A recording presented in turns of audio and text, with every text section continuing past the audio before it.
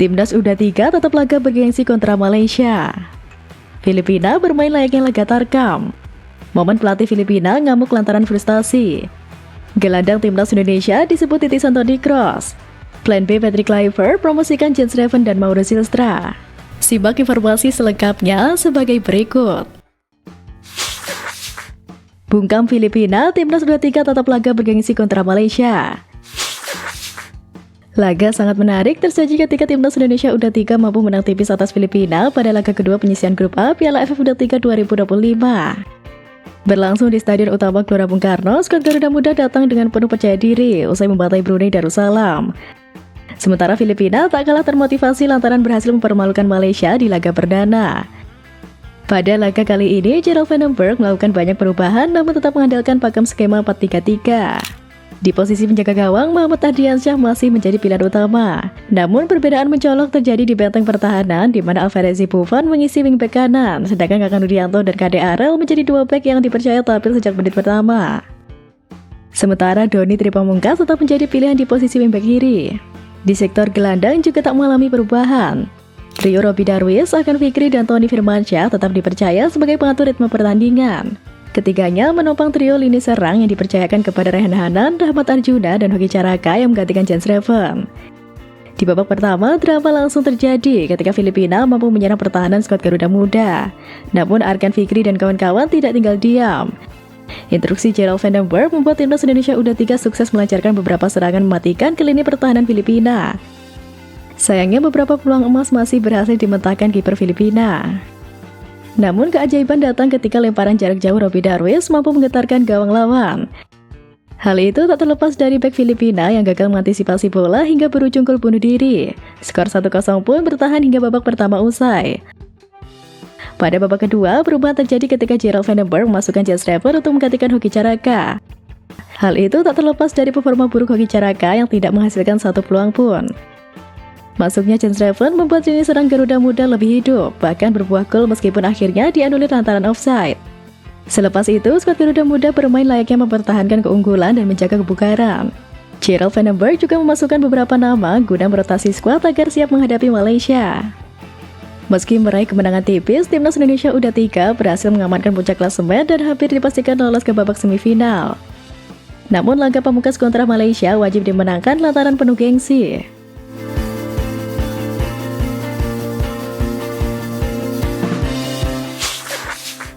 Momen menarik kemenangan skuad Garuda Muda atas Filipina. Hasil positif lawan Filipina menjadi modal positif bagi Timnas Indonesia U23 untuk menatap laga bergengsi kontra Malaysia.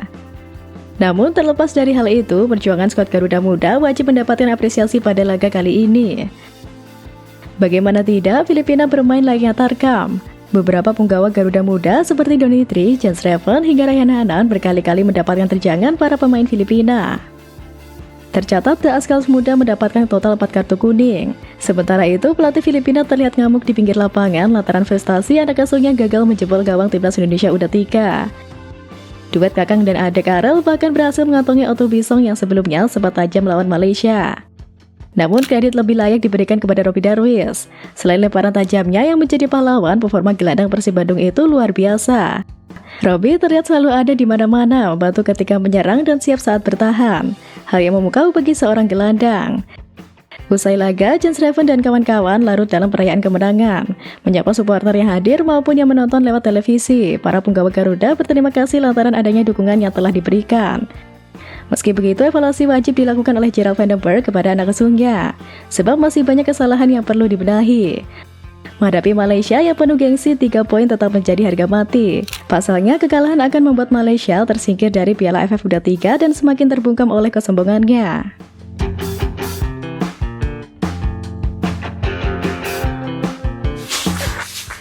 Ketakutan media Irak dibalik lolos Piala Dunia bersama Timnas Indonesia. Berdasarkan hasil drawing yang dilakukan AFC pada Kamis 17 Juli 2025, skuad Merah Putih masuk grup B bersama dengan tuan rumah Arab Saudi dan Irak. Berada dalam satu grup dengan Timnas Indonesia membuat ketakutan media Irak. Sebelum bertemu Irak pada 11 Oktober, Timnas Indonesia akan lebih dulu bersua Arab Saudi pada 8 Oktober 2025. Tentunya kemenangan atas Arab Saudi dan Irak menjadi harga mati bagi Timnas Indonesia jika ingin lolos langsung ke panggung dunia tahun depan. Di sisi lain, keberadaan skuad Garuda Alsan Patrick Kluivert di grup B sendiri membuat para rivalnya khawatir. Terlebih Irak disebut enggan bertemu dengan Garuda. Pada 16 Juni lalu, media Irak @irakis_ir secara tegas berharap timnas Indonesia tidak segrup dengan singa Mesopotamia, julukan timnas Irak. Dalam keterangannya di Instagram, mereka menulis karena berada di pot yang sama, maka kedua tim tidak akan saling berhadapan di grup yang sama dengan UIA. Sebab mekanisme pembagian grup didasarkan pada menghindari pertemuan dua tim yang memiliki level yang sama secara bersamaan. Maka dari itu, media Irak berharap tidak berada satu grup dengan tim nasional Indonesia yang bersaudara dalam undian karena mereka ingin pergi ke Piala Dunia bersama.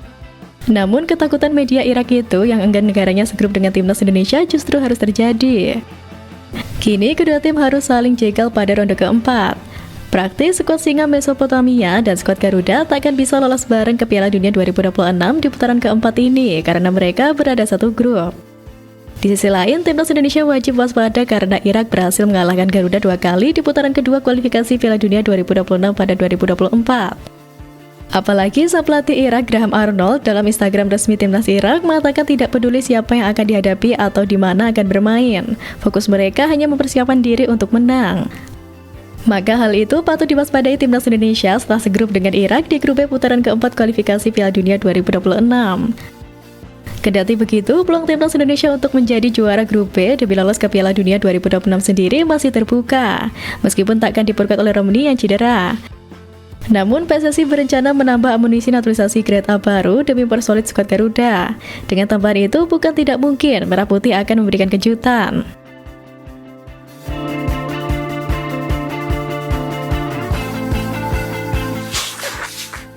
Plan B, Patrick Kluivert promosikan Jens Reven dan Mauro Zylstra. Usai pelatih kepala timnas senior itu mengonfirmasi kepergian oleh Romani dari skuad Garuda, dua nama tersebut yang akan mempersolid skuad Garuda. Timnas Indonesia akan menghadapi Kuwait dan Lebanon di laga uji coba internasional pada September 2025 mendatang. Laga uji coba internasional tersebut merupakan pemanasan dari kualifikasi Piala Dunia 2026 zona Asia. Timnas Indonesia mempunyai stok striker Jens Reven dan Mauro Zylstra yang saat ini membela timnas Indonesia U23 dan belum menyelesaikan proses naturalisasinya. Jens Reven bahkan saat ini menjadi top scorer di Piala AFF U23 setelah meluluh-lantahkan Brunei Darussalam 8-0. Dia berhasil mencatat tim double hat-trick dalam pertandingan perdana tersebut. Sementara itu, Mauro Zylstra sudah dikonfirmasi akan memulai proses naturalisasi dalam waktu dekat.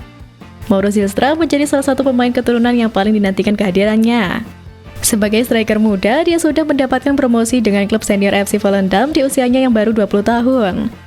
Dia pun sudah bergabung dengan pramusim klub senior setelah resmi mendapatkan kontrak profesional pertamanya pada musim lalu. Patut dinantikan duet antara keduanya di laga krusial timnas Indonesia senior ke depan.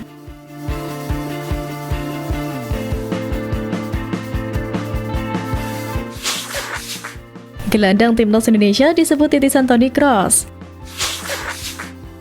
Salah satu penggawa Garuda disamakan dengan legenda Real Madrid. Sedikit berlebihan memang, namun konsistensinya untuk tetap bertahan di kompetisi di Eropa mengundang banyak pujian. Ketika beberapa pemain diaspora memilih untuk bergabung ke tim Liga Wakanda, ia tetap berusaha berproses untuk menembus tim utama. Gelandang timnas Indonesia, Ivar Jenner, baru saja resmi dipromosikan ke tim utama FC Utrecht oleh sang klub Liga Belanda untuk mengarungi musim 2025-2026. Kabar tersebut jelas membuat sejumlah supporter timnas Indonesia bahagia mendengarnya. Bahkan tak sedikit dari mereka yang menyamakan gelandang naturalisasi timnas Indonesia itu dengan legenda hidup Real Madrid Toni Kroos. Dalam sebuah postingannya di Instagram, Ivar Jenner mengunggah foto dirinya tengah bermain di lapangan dengan menggunakan jersey berwarna putih dan sedang menggiring bola. Sontak dalam kolom komentar postingannya itu pun menuai reaksi dari sejumlah fans. Todi Ivar, tulis fans timnas Indonesia dengan akun @puts di unggahan Instagram Ivar Jenner. Ivar Kroos timpal akun @mohpares. Para supporter timnas Indonesia menyamakan Ivar Jenner dengan Toni Kroos karena sang pemain memiliki gaya permainan yang mirip, yakni tenang, elegan, dan visioner dengan posisi yang sama. Lalu terdapat komentar dari salah satu fans yang mengatakan, @IvarJNR, semangat, berkembanglah di Eropa, jadilah pemain hebat di sana, jangan main di klub Indonesia, menyala. Mengutip dari laman resmi klub Eredivisie, nama Ivar Jenner ada di daftar pemain tim senior FC Utrecht musim depan dan mengikuti sesi foto bersama. Praktis peluang gelandang kelahiran 10 Januari 2004 itu untuk tampil pada kompetisi tertinggi sepak bola Belanda seperti Eredivisie dan Piala KNVB terbuka. Bahkan Ivarianer memiliki kesempatan untuk berlaga di kompetisi Eropa karena FC Utrecht akan tampil pada putaran kedua kualifikasi Liga Eropa 2025-2026. Di sisi lain, pemilik 18 caps untuk timnas Indonesia itu juga masih memiliki peluang untuk tampil di level kelompok umur FC Utrecht pada musim depan. Tentunya ini menjadi peningkatan karir bagi Ivarianer setelah musim-musim sebelumnya hanya bermain di level kelompok umur FC Utrecht. Selain akan bermain untuk FC Utrecht senior, Ivarianer juga bakal kembali membela timnas Indonesia di putaran keempat kualifikasi Piala Dunia 2026 Asia.